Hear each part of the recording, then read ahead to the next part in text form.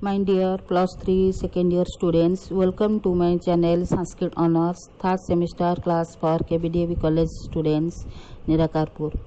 महाकवि कालिदास प्रणीत मेघदूत खंडकाव्य पार्ट 12 अथ पर्वतेषु मेघस्य विलंबम आशंक्य तत्परिहर्तुम आह उत्पश्यामि द्रुतमपि सखे मत प्रियार्थम जियासोः कालक्षेपम ककुभ सूरभौ पर्वते पर्वते ते शुक्लापांगैः सजल नयनैः स्वागतीकृत्य केकः प्रत्युद्यातः कथमपि भवान् गन्तुम् आशु व्यवसेत्। हे सखे मत प्रियार्थम द्रुतम जियासोः अपि ते ककुभ सूरभौ पर्वते पर्वते कालक्षेपम उत्पश्यामि सज्जल नयनैः शुक्लापांगैः केकाः स्वागतीकृत्य प्रत्युद्यातः भवान् कथम अपि आशु गन्तुं व्यवस्येत्। हे मेघ मम कान्तार्थं शीघ्रं गन्तु कामस्य अपि तव कुटज कुसुमैः सुरभितं प्रति पर्वतं गमनं विलम्बितं भवेत् इति उत्पेक्षे संभावयामि वा। तत्रापि मयूराः आनन्दश्रुपुण्यैः नेत्रैः अपि केकाध्वनिभिः त्वाम् अवश्यं स्वागतीकृत्य प्रत्युद्गमिष्यन्ति। त्वं केनापि प्रकारेण सत्वर गमनाय व्यवस्थां कुरु। अलगापुरी गमनाकांक्षी मेघर यात्रा काल विलंबर संभावना देखि यक्ष एठारे कहूछि जे हे बंधु तुम आगमन पर्वत गुड़िकरे कुटज पुष्पर समागम होइथाए। सेही पुष्प संभार संभृत प्रत्येक पर्वत सुगंधित होई उठे। एही सुवासित पर्वत पथक्लांत तुमे रही रही करी गमन करुथुवारु यात्रा तुमर विलंबित हेबो। अवश्य एकथा सत्य जे मोर वार्ता नहीं मोर कांता निकट को शीघ्र शीघ्र जीवापाई तुमे इच्छा करुथिबो, किंतु प्रति पर्वतरे तुमर रहणी तुम क्षिप्र गति रे बाधा सृष्टि करिवो बोली मु अनुमान करुछि। एक तो तुम दर्शन रे मयूर माने आनंद रे आत्महरा होई उठंती। तेणु कवि कहे कला मेघ देखी नाचे मयूर सेमाने सुमधुर केका शब्द करी तुमको स्वागत करिवे और तुमको अतिथि रूप रे पाछुटी नेबे। जेहेतु तुमे मोर कार्य करिबा को बद्ध परिकर एणु जेकोसी प्रकार तुमे शीघ्र अग्रसर हेबाकू व्यवस्था करिवो। सहजत मयूर मानक सह तुमर बंधुता स्वभाव सिद्ध और लोक प्रसिद्ध। तेणु आतिथ्य विभोर होई रही न जाई क्षिप्र गति रे आगको गमन करिवो।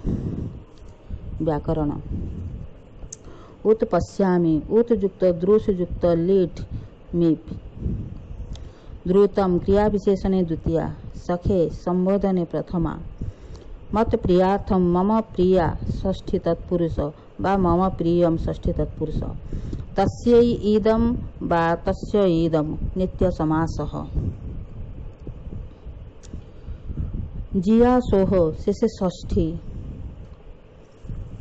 कालस्य क्षेपः तम षष्ठी तत्पुरुष कालक्षेपम कर्मणि द्वितीया क्षेपः क्षिप युक्त भावे घंज युक्त सु पुलिंग ककुभैः सुरभिः तस्मिन् ककुभ सुरभौ तृतीया तत्पुरुष ककुभ सुरभौ अधिकरणे सप्तमी पर्वते पर्वते अधिकरणे सप्तमी शुक्लौ अपांगौ जेषां ते तैः बहुब्री शुक्लापांगैः अनुक्त कर्तरि तृतीया जलेन सह वर्तमानानि सजलानि स्वार्थ बहुब्री तादृशानि नयनानि जेषां ते तैः बहुब्रीः सज्जल नयनैः अनुक्त कर्तरि तृतीया शोभनम आगतम स्वागतम प्रादि समास अस्वागतम स्वागतम यथा संपद्यते तथा कृत्वा स्वागतीकृत्य अति समास स्वागत युक्त अभूत तद्भावे च्वी युक्त कृ युक्त ल्यप स्वागतीकृत्य केकाः उक्त कर्मणि प्रथमा प्रत्युद्यातः प्रतियुक्त उत युक्त या युक्त कर्मणि त युक्त सु पुलिंग कर्तरि प्रथमा कथम अपि विराग अव्ययपद भवान उक्त कर्मणि प्रथमा गंतुम गम युक्त तुमुन आसु क्रिया विशेषणे द्वितीया व्यवस्येत बी युक्त अव युक्त सो युक्त विधिलिंग तिप। श्लोक नंबर 24। अथ मेघा गमनेन दशान्न देशस्य समृद्धिं वर्णयितुम् आह पाण्डुच्छायो पवनवृतयः केतकैः शुचिभिन्नैः नीडारम्भैः गृहबलिभोजाम् आकुलग्रामचैत्याः तोयासन्ने परिणतफल श्यामजम्बू वनान्ताः सम्पश्यन्ते कतिपयदीन स्थायी हंसा दशान्नाः। हे मेघ तोय आसन्ने दशान्नाः शुचिभिन्नैः केतकैः पाण्डुच्छायोपवनवृतयः गृहबलिभोजां नीडारम्भैः आकुलग्रामचैत्याः परिणतफलश्यामजम्बूवनान्ताः कतिपयदिन स्थायी हंसाः सम्पश्यन्ते। हे जलद त्वयि सन्निकृष्टे दशान्नदेशस्य उपवनसीमा प्रस्फुटितमुकुलैः केतकी पुष्पैः पाण्डुरवर्णा भविष्यति। तन्मार्गस्थिता अश्वत्थादिवृक्षाः काकादिपक्षिणां नीडनिर्माणैः संकीर्णाः भविष्यन्ति।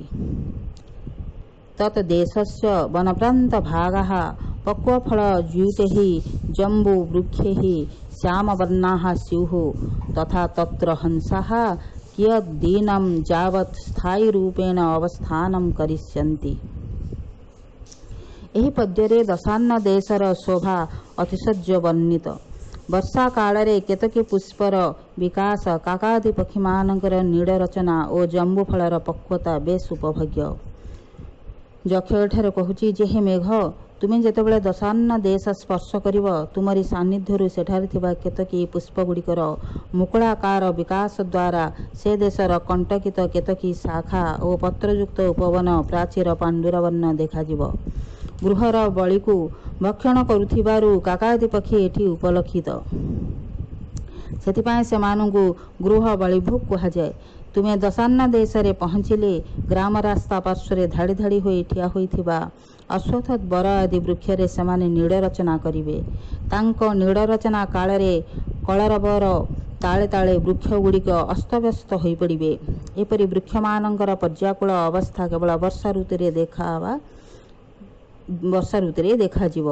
ତୁମରି ବର୍ଷା ବିନ୍ଦୁ ସ୍ପର୍ଶରେ ଜାମୁକୋଳି ଗଛଗୁଡ଼ିକ ପୂର୍ବରୁ ଯେଉଁ ଫଳଭାର ଧାରଣ କରିଥିବେ ସେଗୁଡ଼ିକ ପାଚିବ। ପାଚିଲା ଜାମୁକୋଳିର ଶ୍ୟାମ ରଙ୍ଗରେ ଜମ୍ବୁ ବନର ପ୍ରାନ୍ତଭାଗ ଶ୍ୟାମଳ ସୁନ୍ଦର ହୋଇଉଠିବ। ଏସବୁ ଦୃଶ୍ୟ ଦେଖି ତୁମ ସହିତ ମାନସ ସରୋବର ଯିବା ପାଇଁ ଆସିଥିବା ହଂସମାନେ କିଛି ସମୟ ଏଠି ରହିଯିବାର ଇଚ୍ଛା କରିବେ। ତାଙ୍କର ଏପରି ଦଶାନ୍ନ ଦେଶର ଶୋଭା ପ୍ରତିମୋହ ସେମାନଙ୍କୁ ଅଟକାଇ ଦେବ। ତୁମେ କିନ୍ତୁ ସେସବୁକୁ ବିଚାର ନ କରି ଆଗକୁ ବଢ଼ି ଚାଲିବ, ଫଳରେ ସେମାନେ ବାଧ୍ୟ ହୋଇ ତୁମ ସଙ୍ଗେ ସଙ୍ଗେ ଚାଲିବେ।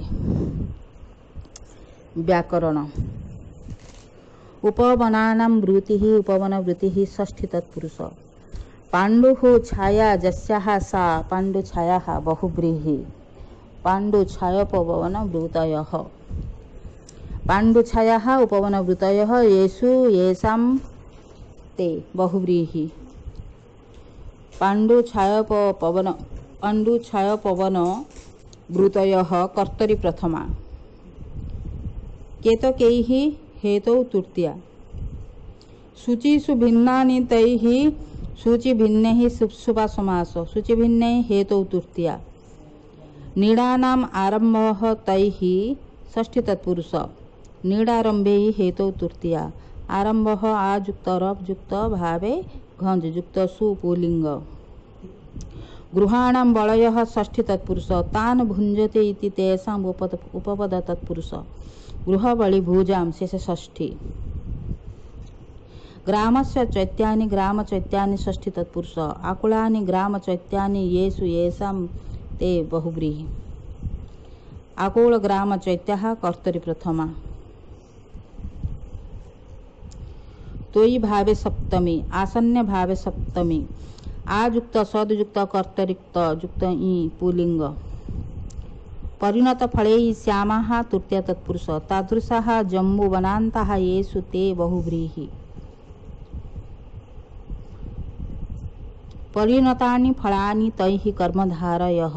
परिणत फलैः परियुक्तानां युक्त कर्तरि युक्त भीष क्लीबलिंग।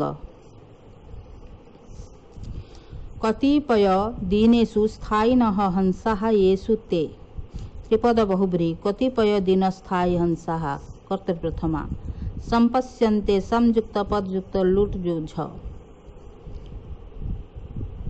कतिपय दिनेषु कतिपयानि दिनानि तेषु कर्मधारयः। Next class.